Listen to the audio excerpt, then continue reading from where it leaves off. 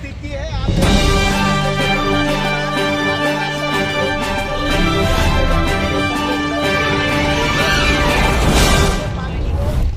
और 2018 से जो सत्ता में थे, 2018 से 20 तक थे, जो महापालिका की बॉडी थी, उनके जिम्मेदारी थी।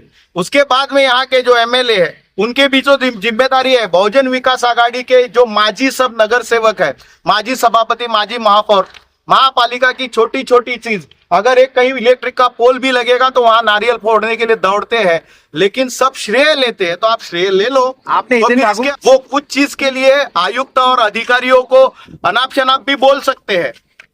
तो ये चीज के लिए, लोगों के चीज के लिए वो अगर लोग कुछ अधिकारियों को बोलते थे तो हम भी उसका सपोर्ट करते थे कि लोग डूब रहे हैं, उनको लोगों की अगर चिंता है तो इस विषय पे कभी उन्होंने अधिकारी को खरी खोटी सुनाई, ऐसा कभी हमने सुना है नहीं।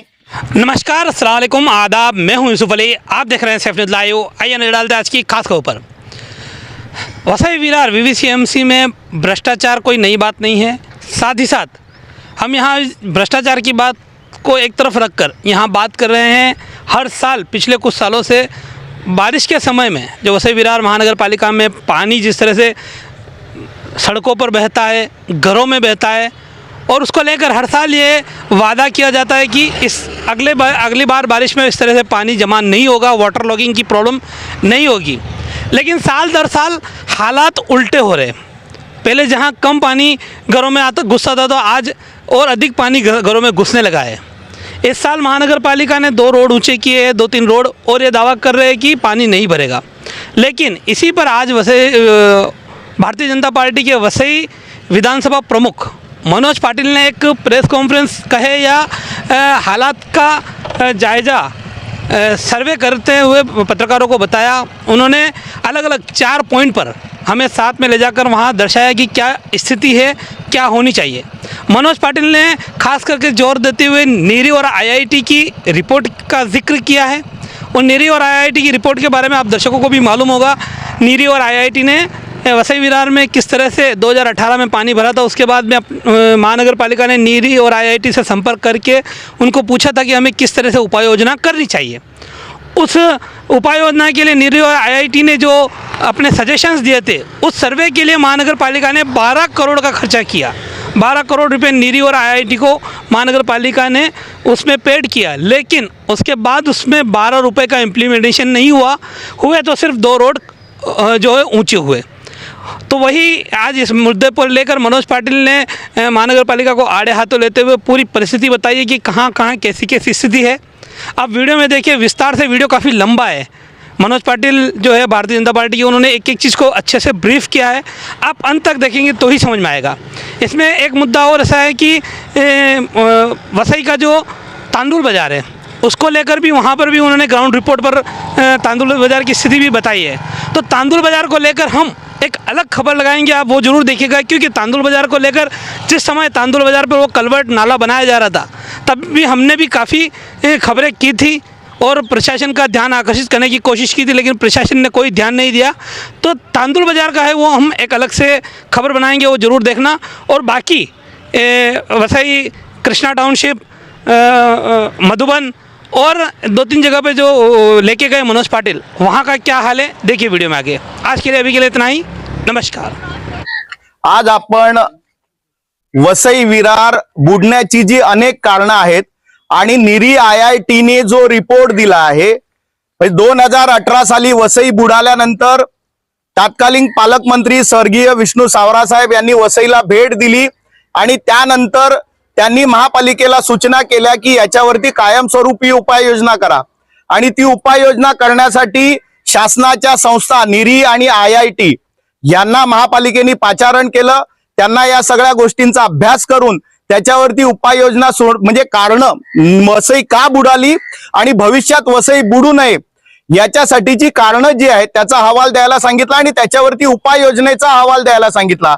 जवळपास त्यासाठी महापालिकेने 12 कोटी रुपये खर्च केले आणि 12 कोटी खर्च केल्यानंतर 2018-19 साली महापालिकेला पहिला अहवाल जो दिला तो तातडीच्या उपाययोजना करण्यासाठी, त्यानंतर दुसरा अहवाल दिला 2020 साली जी कामं करायची आहेत ती जी कुठली कामं आहेत ही करण्यासाठी दुसरा अहवाल दिला। 2020 नंतर आज 2024 4 वर्ष झाली, परंतु आजपर्यंत महापालिकेने ज्या निरी आणि IITने ज्या सूचना केल्या, ज्या सूचना केल्या ती अंमलबजावणी केली नाही. आणि त्यामुळे 2018 पासून 2023 पर्यंत आपण दरवर्षी वसई बुडताना बघितली. अनेक वेळेला बुडल्यानंतर 3-3 दिवस त्याच्यामध्ये पाणी निघत नव्हतं. आणि साधारणतः 20-21 साली तर अशी परिस्थिती होती की 3-3दा वसई बुडाली. और या सगळ्यासाठी कारण की महापालिकेचा निष्क्रियपणा आणि जो अहवाल होता तो 12 कोटीचा अहवाल महापालिकेने कचऱ्याच्या डब्यात टाकला आणि पुन्हा एकदा आपली मनमानी सुरू केली. आणि त्यामुळे यंदा परत वसई बुडेल अशी भीती सगळ्यांना आहे. आणि त्या भीतीची कारणं सुद्धा आम्ही तुमच्या समोर आज दाखवणार आहोत. आपको इसलिए यहाँ जगह पे बुलाया है कि आप खुद होके ये चीज देखो. और हमें आपसे रिक्वेस्ट है कि महापालिका प्रशासन और यहाँ के लोगों के बीच में ये चीज जानी चाहिए. महापालिका प्रशासन आज के दिन में सोया पड़ा हुआ है. 12 करोड़ खर्चा करने के बाद भी जो रिपोर्ट बनता है वो रिपोर्ट के ऊपर महापालिका कुछ नहीं काम कर रही है. सिर्फ सड़क की ऊंचाई बढ़ाने के लिए 17 करोड़ का 12 करोड़ का टेंडर निकालती है, लेकिन जो नाले का चौड़ाई बढ़ाना है, नाले के इलीगल जो डाइवर्जन वो निकालना है, नाले में से इंक्रोचमेंट निकालना है, नए नाले जो ओपन लैंड है वहां से निकालने, ये सब चीजें महापालिका ने नहीं की. इसलिए हमारी जो हम लोगों को जो डर सता रहा है कि वसई वापस एक बार डूबने वाली है. इसलिए आप सब लोगों को बुलाया है, आपल्याला त्यासाठीच बोलावलेलं आहे. आता आपण बघू शकतो की हा कृष्णा टाउनशिप आणि ओमनगरचं जे पाणी आहे ते नवघर मधून या ठिकाणी आपल्या ह्या खाडीला मिळतं. किसके आदेश से किया, किसकी जमीन बनाने के लिए किया, ये बहुत बड़ा सवाल है. और इसलिए ये अगर तो हमेशा ये पानी बैक मारते रहेगा और ये जो कृष्णा टाउनशिप है, ओम नगर है, यहाँ पानी भरेगा. छोटे भी बारिश में यहाँ पानी भरता है, लोगों के घर में पानी जाता है. इसीलिए ट्रांसफार्मर को पानी लगता है तो ट्रांसफार्मर 4-4 दिन बंद रखना पड़ता है. लाइट नहीं रहती है, लोगों को पीने का पानी नहीं मिलता है. ये सब इसका जो कारण है ये डाइवर्जन है, 90 डिग्री का डाइवर्जन है. ऐसे ही अनेक चीजें निरी IIT ने जो चीजें बोली उसमें से आप ये गार्डन देख रहे हो. ये गार्डन पहले यहाँ ओपन लैंड थी. ये जो खाड़ी है ये खाड़ी का ही हिस्सा था. जब पानी बहुत ज्यादा आता था ये पानी जो है यहाँ फैलता था और उसके बाद में फिर ओटी जब आती थी, लो टाइड आती थी तो जाके समुद्र को मिलता था. लेकिन ये यहाँ भरा होने के वजह से पानी का जो यहाँ फैलाव था वो बंद हो गया और वो पानी फिर लोगों के घर में घुसने लगा. तो यहाँ ये जो मैदान बनाया है, ये मैदान जो हैंडओवर हो गया, इसमें भी भराव है. ये आप अगर गूगल अर्थ देखोगे तो 2012-13 की स्थिति कि ये ओपन लैंड पानी यहाँ खाड़ी का हिस्सा था. ये खाड़ी जो है ये सीधी थी नाला. और आज के दिन में देखोगे, आज स्थिति देखो कि ये 90 डिग्री में इसको टर्न मारा है, वहां मैदान बनाया है. ये दोनों चीज का खामियाजा इस एरिया के जो लोग हैं इनको भुगतना पड़ रहा है और उसकी वजह से हर एरिया वसई का डूब रहा है और लोगों की जान माल का भी नुकसान. इस बारे में आपने सरकार से या मुख्यमंत्री को या आपने कोई शिकायत की लेटर अभी देखो लगातार डूब रही है. हम 4 साल से महापालिका को एक्शन टेकन रिपोर्ट, निरी IIT के ऊपर जो रिपोर्ट के ऊपर उनकी जो सुझाव के ऊपर जो एक्शन लिया है वो एक्शन टेकन रिपोर्ट हम लोग मांग रहे हैं. आज तक महापालिका ने नहीं दिया. हम परसों भी हम लोग महापालिका के जो प्रमुख इंजीनियर है उनके साथ में बैठे थे, उनसे पूछा था कि ये सब चीजें क्या है. शुरू में तो बोला कि ये नगरपालिका, ये जो नाला है ये हमने नहीं किया, वो नगरपालिका के समय हो गया. जब मैंने उनको गूगल इमेज दिखाई कि 2013 तक यहाँ खाड़ी सीधी थी, 2014 में ये डाइवर्जन दिख रहा है, तो फिर उन्होंने मान लिया कि हाँ ये गलती हो गई, मैं नहीं था. अरे आप नहीं थे, कोई भी नहीं था, लेकिन ये गलत है. इसको सुधारोगे तो ही यहाँ का पानी जो है. किसी बिल्डर की जमीन को बचाने के लिए हुआ है ऐसा आपको लग रहा है? दिख रहा है ना, ये देखो. संशय कोणावरती आहे? काय पर्टिक्युलर नाव समोर येतंय का? नाही संशय जे काही आता बघा, हे महसूल मधली कोणाची जागा आहे काय आहे हे मी काय बघायला गेलो नाही. माझा कन्सर्न हा जो जनतेला त्रास होतोय त्याच्याशी आहे. त्यामुळे महापालिकेने जे डायव्हर्जन केलंय ते काढून जर टाकलं तर या ठिकाणचा जो पाण्याचा भराव आहे तो कमी होण्यामध्ये मदत होईल. दुसऱ्या बाजूला इथे पाठच्या साईडला जी खाडीची जागा होती तीही भरलेली आहे. ती जर ह्या छोट्या छोट्या गोष्टी आहेत ह्या जर महापालिकेने केल्या तर या ठिकाणचा जो भराव पाण्याचे जो भराव आहे त्याचा जो प्रमाण आहे ते कमी होईल. किमान महापालिकेने आपल्या अपेक्षा एवढ्याच आहेत की महापालिकेने या उपाययोजना केल्यानंतर लोकांना काही प्रमाणात तरी पाणी भरण्याचं जे प्रमाण आहे ते कमी होईल अशी अपेक्षा आहे. आणि त्यामुळे निरी IITच्या ज्या काही सूचना आहेत त्या अहवालाच्या सूचना आहेत त्याच्या इम्प्लिमेंटेशन करावं अशी आमची मागणी होती. आजपर्यंत झालेली नाहीये. आता हा एक स्पॉट आहे. अजून एक तुम्हाला स्पॉट दाखवतोय की ज्या ठिकाणी महापालिकेचा 20 मीटरचा डीपी नाला आहे तो डीपी नाला या ठिकाणी जे पाणी भरतं ये जो नाला है कृष्णा टाउनशिप जहाँ पे आप खड़े हैं यहाँ पे क्या क्या आपका सजेशन क्या है, फ्लॉस क्या क्या अपने के एक शॉट कर दीजिए, उसमें क्या क्या यहाँ पे दिख रहा जो नहीं होना चाहिए या बदलाव होना चाहिए या जांच ये जो नाला है ये आप देखोगे गूगल इमेज में 2013 तक ये सीधा था. ये जट दिख रहा है वो खाड़ी का भाग था. एक दूसरा और दूसरी बात है कि यहाँ जो एनक्रोचमेंट है गार्डन का वो निकालना चाहिए. तीसरी बात है आप देखोगे तो खाड़ी की जो जगह है वो खाड़ी अगर आप ज्यादा चौड़ा करोगे ये नाला अगर ज्यादा चौड़ा होगा तो ज्यादा फोर्स से पानी जाएगा. कहाँ का एरिया इससे इफेक्टेड हो रहा है? इस वजह से पूरा जो वेस्ट का एरिया है पूरा अफेक्ट हो रहा है. अगर भी नाला अगर तैयार होता था तो उससे क्या होता था कि यहाँ जब ज्यादा फोर्स होता है क्योंकि यहाँ पानी नाला सोपारा से लेके विरार तक का पानी यहाँ आता है, नाला सोपारा ईस्ट वेस्ट और यहाँ का पानी, तो यहाँ अगर फोर्स बढ़ता है तो अल्टरनेट करके वो 20 मीटर का नाला यूजफुल हो सकता था क्योंकि जो गांव में पानी भर रहा है वो पानी वहां से निकास होता था तो कुछ तो राहत लोगों को मिलती थी. लेकिन वो भी नाला एनक्रोच्ड है, यहाँ भी एनक्रोचमेंट है. और निरी ने और IIT के रिपोर्ट में क्लियर कट लिखा है कि ये जो डाइवर्जन हर जगह जो डाइवर्जन है वो निकलने चाहिए. नेरी और IIT की रिपोर्ट की जिसकी आप बात कर रहे हो उसमें मुख्य तौर पर एक इस चीज पर जोर दिया गया था कि विरार से लेकर नायगांव तक 4 जगह होल्डिंग पॉइंट बनने चाहिए. होल्डिंग पॉइंट वो आगे के बीच में आगे को स्पॉट पे दिखाता हूं आपको होल्डिंग पॉइंट कहाँ थे. अभी हम ग्रीष्मा गार्डन का जो साइड वाला जो नाला है जो वसंत नगरी से आके यहाँ आगे जाके सोपारा खाड़ी को जुड़ता है, यहाँ हम लोग देखेंगे वहां एक लोखंड का ब्रिज है. उसके आगे इस नाले के बीच में पाइप डाला हुआ है. कल जाके ये नाले के बीच में यहाँ का जो पानी के साथ में जो कचरा आता है प्लास्टिक आता है और उसको अगर पकड़ के ये बहाव बंद हो जाएगा, यहाँ पूरा पानी भरता है तो उसका खामियाजा पूरा ये ग्रीष्मा गार्डन से लेके वसंत नगरी और पूरे एवरशाइन सिटी को भुगतना पड़ेगा. हम रास्ते से हम लोग सीधे आंख से देख सकते हैं कि यहाँ जो इलीगली एक ब्रिज है उसके आगे एक पाइप डाला है, आगे जाके उसके ऊपर मिट्टी डाल के ना रास्ता बनेगा. जो चीज हमको दिखाई दे रही है महापालिका के इंजीनियर और महापालिका के अधिकारी को दिख नहीं रही है.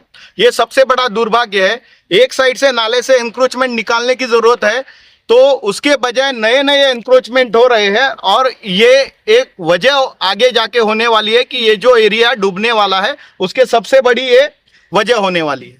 अभी हम खड़े हैं, ये सहारा लैंड है जिसको हम लोग सुरक्षा सिटी बोलते हैं. निरी IIT के रिपोर्ट में ये भी एक बोला था कि आपकी जहां खाड़ी की चौड़ाई 17 मीटर है उसको कम से कम 35 से 45 मीटर करो और जहां चौड़ाई 27 मीटर है यहाँ जो 75 से 85 मीटर करो. अभी महापालिका से हम लोगों ने बात किया, वो कुछ आंसर दे नहीं पा रहे थे. फिर बोले कि अरे मैनग्रोव का इश्यू है, लेकिन इस साइड में आप देखोगे तो कहीं भी मैनग्रोव नहीं है. यहाँ हम लोग चौड़ाई बढ़ा सकते थे लेकिन महापालिका ने कहीं भी अपना कोई प्रयास नहीं किया, ना चौड़ाई बढ़ाई ना कुछ किया. वहां जाके वो जो तुंगारेश्वर पर्वत से गोखीवड़ा से जो नदी आती है वो आप वहां देखोगे तो नवघर इंडस्ट्री के पीछे ये सोपारा खाड़ी को कनेक्ट होती है और वो कनेक्ट होती है वो साउथ को फेस करके. तो उसके वजह से वहां के फोर्स का पानी, यहाँ का समुंदर का भर्ती का पानी और मधुबन सिटी से आने वाला पानी, उसके वजह से वो पानी सीधा इंडस्ट्री में घुस जाता है और उसके बाद में फिर वो वेस्ट में आता है. वो पानी यहाँ नहीं आता है. इसके लिए निरी IIT ने एक जो नाला था 900 मीटर का 35 मीटर चौड़ा, जिसके लिए आज के लिए डीपी रिजर्वेशन है, जगह भी खाली है, ओपन है और ये आगे जाके कनेक्ट होगा, लेकिन महापालिका को उसके लिए भी समय नहीं है ना इच्छा है। जब हम लोगों ने महापालिका अधिकारी से बात की तो बोलते हैं हाँ ये हम लोग कर सकते हैं, लेकिन क्यों नहीं करे उसका उनके आंसर नहीं है। महापालिका के इंजीनियर को मैंने बताया आपके पास प्रावधान नहीं है तो हम भारतीय जनता पार्टी की तरफ से आपको एक जेसीबी प्रोवाइड करते हैं, आपके पास जगह खाली है, उसको सिर्फ खुदाई करना है। वो 35 मीटर का चौड़ा नाला है, कम से कम 20 मीटर भी आप करोगे तो वो ऊपर से जो पानी आने वाला है, तुंगारेश्वर पर्वत से जो पानी फोर्सफुली आता है वो डायरेक्टली इस खाड़ी में, सुपारा खाड़ी में नायगांव के तरफ ज्वाइंट होगा। तो वो जो पानी ऊपर से सुपारा खाड़ी में आता है वो डायरेक्टली यहाँ आएगा, तो वो जो इंडस्ट्री है और आगे का जो डूबने वाला इलाका है उसको कम से कम तकलीफ होगी, और वो पानी डायरेक्टली बाईपास होगा। ना मधुबन का एरिया डूबेगा, ना इंडस्ट्री डूबेगी, ना वेस्ट का एरिया डूबेगा, ना एवरशाइन और ये जो वसंत नगरी है वो भी डूबने के चांसेस कम हो जाएंगे। लेकिन महापालिका इसके ऊपर कुछ भी नहीं करना चाहती है, सिर्फ हाथ के ऊपर ये लोग सिर्फ नाले सफाई का हर साल टेंडर निकालते हैं, लेकिन जो नीरी आईआईटी का विषय है उसको सीरियसली नहीं ले रहे हैं। इसके लिए ये अनेक रीजन से वहां आगे जाके इसी नदी पे एक 2 होल्डिंग पॉइंट प्रोवाइड किए हैं जो गोखीवरा गांव में, कि ये नदी का जो पानी ज्यादा आता है वो फोर्स का पानी पहले होल्डिंग पॉइंट में जाए, और जब यहाँ का भर्ती का समय कम हो तो वो होल्डिंग पॉइंट से पानी निकल के वापस बहाव में आ जाए। लेकिन वो दो होल्डिंग पॉइंट भी नहीं बनाए। वहां उमराला के साइड में अपना जो 4th रोड है समेड़पाड़ा से लेके विरार जाने वाला, उसके साइड में भी उमराले तालेब के करीब में एक होल्डिंग पॉइंट प्रोवाइड किया था। मींस टोटल 3 होल्डिंग पॉइंट भी प्रस्तावित किए थे, महापालिका वो होल्डिंग पॉइंट भी बना नहीं पा रही। इसके पहले सत्ताधारी यहाँ के आमदार थे हितेंद्र ठाकुर जी ने शायद 2020-21 में बोला था कि इसके आगे वसई नहीं डूबेगी, हम लोग होल्डिंग पॉइंट बना रहे हैं और नाले भी बना रहे। फिर भी 2023 तक वसई डूबती रही, और इस साल भी संभावना यही है कि वसई पुनः एक बार डूबेगी, और इसके लिए सारी जिम्मेदारी महापालिका प्रशासन जो नीरी आईआईटी के रिपोर्ट को उसके ऊपर बैठी रही, उसके ऊपर कुछ भी कार्रवाई नहीं की, इसका पूरा जो जिम्मा है वो महापालिका और यहाँ के जो लोक प्रतिनिधि है उनकी है। तो है नहीं, आपको ये बात समझ में आती है? उन यशस्वी इंजीनियरों का नाम भी बता दो, कौन कौन है इसमें, कितने साल से पगार ले रहे हैं? नहीं, यहाँ अभी ये एरिया जो है इसके जिम्मेदारी है यहाँ के टाउन प्लानर सर, पहले राजेंद्र लाट थे, अभी टाउन प्लानर कौन है? जिनको ये बात समझ में नहीं आती। प्रकाश साटम करके इंजीनियर है जो एग्जीक्यूटिव इंजीनियर, उनको चीजें समझ नहीं आती। इस एरिया के है, और वहां के उस साइड में विरार और उस साइड में प्रदीप पाचांगे करके दोनों को लाड साहब की जो जिम्मेदारी है दोनों को इक्वली डिस्ट्रीब्यूट करके दे दी है। उनसे दोनों से बात हो गई और दोनों ने ये मान लिया कि ये हम लोग नहीं कर पाए, क्योंकि मैंने पूरा उनको घूम के भी दिखाया और उनको गूगल अर्थ का जो मैप है वो उनको दिखाया कि 2013 की स्थिति क्या, आज की स्थिति क्या है, और ये नीरी के आईआईटी के रिपोर्ट में भी ये सब चीजें मेंशन्ड है। एक एक चीज के ऊपर उनसे बात की, लेकिन उनके पास कोई आंसर नहीं था। उनको जब मैंने बोला तो बोलते हैं कि फिर हम लोग कमिश्नर साहब से बात आपको क्या लगता है उनकी जबान क्यों बंद है? क्यों बंद है? क्यों बंद है? क्यों बंद है ये उनको ही सवाल पूछना पड़ेगा, क्योंकि हमने उनको ये यहां तक बोला कि आप वसई विरार के जो प्लानिंग है या फिर इसके जिम्मेदारी पूरी महापालिका प्रशासन की है।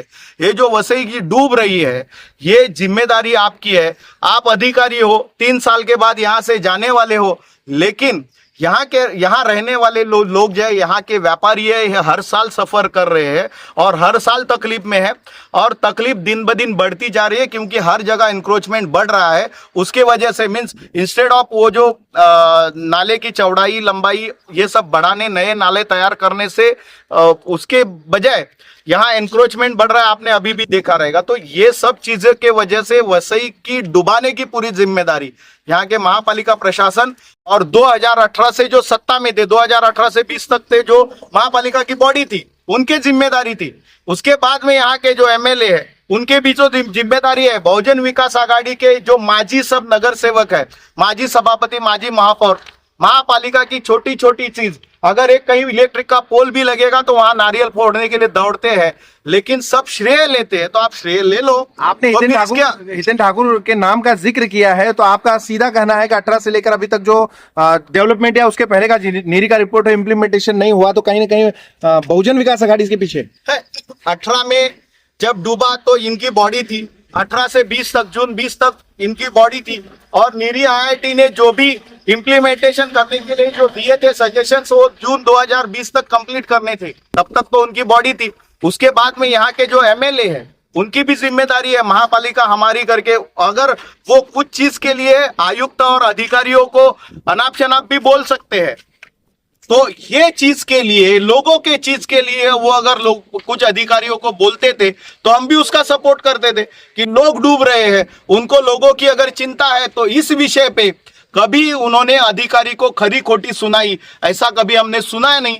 तो यही बोल रहे कि आप यहाँ के एमएलए हो, आपने ही तो घोषित किया था कि अगले साल वसई नहीं डूबेगी, हम लोग होल्डिंग पॉन्ड बना रहे, तो वो होल्डिंग पॉन्ड कहाँ गए? उसके बाद में महापालिका प्रशासन के ऊपर आपका ही तो अभी तक कंट्रोल है, और ये सब चीजें 2020 तक की है जब वसई विरार महापालिका अस्तित्व में थी, बॉडी अस्तित्व में थी और महापौर बहुजन विकास आघाड़ी के थे। एक सर्वे के नाम पर 12 करोड़ रुपया दे दिया जाता है, लेकिन उस सर्वे में आई हुई चीजों पर इम्प्लीमेंटेशन पे 1 रुपया भी खर्च नहीं होता है। क्या बड़ा घोटाला है? खर्चा किया ना उन्होंने, जो टेंडर निकाल के रास्ते की ऊंचाई बढ़ाई वो खर्चा किया। सिर्फ ऊंचाई बढ़ाई के 2 सजेशंस थे 2 रास्ते के, उन्होंने उसमें उसके ऊपर 10 रास्ते बनाए, लेकिन जो नाले थे, जो उन्होंने नाले बढ़ाने को बोला था या नए नाले क्रिएट करने को बोला था वो किया नहीं।